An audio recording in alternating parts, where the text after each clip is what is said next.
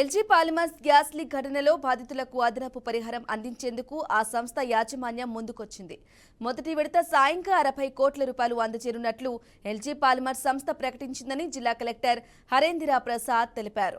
విశాఖ కలెక్టరేట్లో LG polymers పరిహారంపై నిర్వహించిన సమావేశంలో MP Shri Bharat, MLA Ganababu, LG సంస్థ ప్రతినిధులు పాల్గొన్నారు.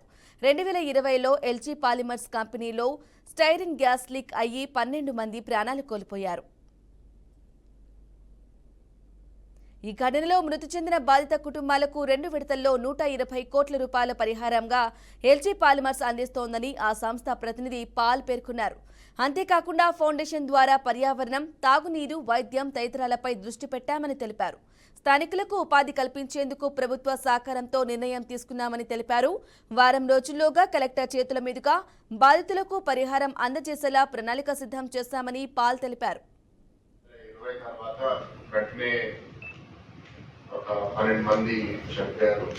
వాళ్ళకి ₹1 కోటి గవర్నమెంట్ ద్వారా ఇవ్వడం జరిగింది. అది కాకుండా ఇంచుమించు 500 మంది సివియర్ కండిషన్తో హాస్పిటలైజ్ అయ్యారు. ఒక 20,000 మంది ఇంపాక్ట్ అయ్యారనేది అసెస్మెంట్. దాని మీద ఒక హైకోర్టు కమిటీ ఉండింది, రిపోర్ట్ వచ్చింది.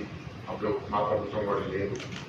సో అది జరిగిపోయిన తర్వాత ఇప్పుడు గవర్నమెంట్ మారిన తర్వాత ఈ ఎల్జీ పాలిమర్స్ సంబంధించిన గ్రూప్ కంపెనీ ఎల్జీ క్యామ్ ఏదైతే కొరియా నుంచి ఉన్నారో వాళ్ళ చైర్మన్ కూడా మన రాష్ట్రానికి వచ్చినప్పుడు మన ముఖ్యమంత్రి చంద్రబాబు నాయుడు గారిని కలిసి చంద్రబాబు నాయుడు గారితో మాట్లాడిన తర్వాత ఇక్కడ మన సమాజంలో మనం ఏదోటి చేద్దాము ఎల్జీ పాలిమర్స్ తరపు నుంచి ఇందాక కలెక్టర్ గారు అన్నట్టు 120 కోట్లు మేము ఇక్కడ ఈ ప్రాంత అభివృద్ధి కోసం ప్రత్యేకంగా ఈ గ్యాస్ లీక్ వల్ల ఎవరైతే ప్రభావితం అయ్యారో మేము 2 విడతల్లో ఫస్ట్ విడత 60 కోట్లు అనేది వెంటనే ఒక డిస్బర్స్మెంట్ రూపంలో చేద్దామని ఎక్స్గ్రేషియా రూపంలో, మిగతా 60 కోట్లతో ఒక ఫౌండేషన్ ఎస్టాబ్లిష్ చేసి ఇక్కడ దానివల్ల ఇబ్బందులు ఎవరైతే ఫేస్ చేశారో వాళ్ళ కుటుంబాలకి ఆరోగ్య సమస్యల కోసం, విద్యా అవకాశాల కోసం, ఉద్యోగ అవకాశాల కోసం రకరకాల ఆలోచనలు ఆ ప్రాంత అభివృద్ధి కోసం